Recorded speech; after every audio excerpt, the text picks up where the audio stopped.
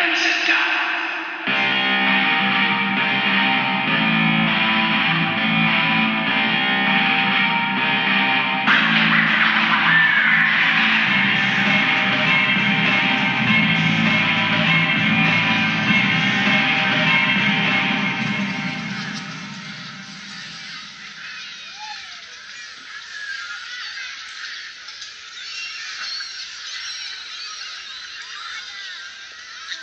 The American Project.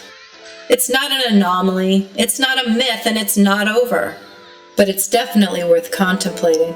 Because humans, more specifically leaders, from the Industrial Revolution through our current state of tech advancement, have left indelible marks on the hearts and minds of humanity.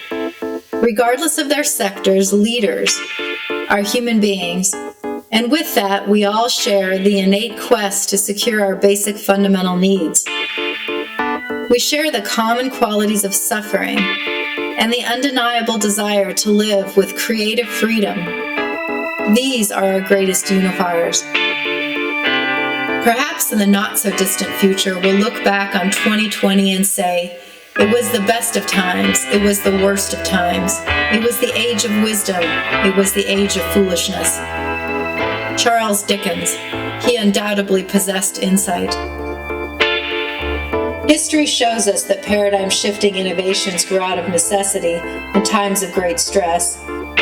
So now, it's our time to navigate the dynamic disruption.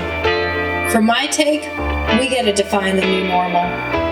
And as far as I can tell, it sits at the confluence of near infinite potentials, where creativity and pragmatism render revolutionary innovations to humanity's fundamental challenges. Here I am. I was lost.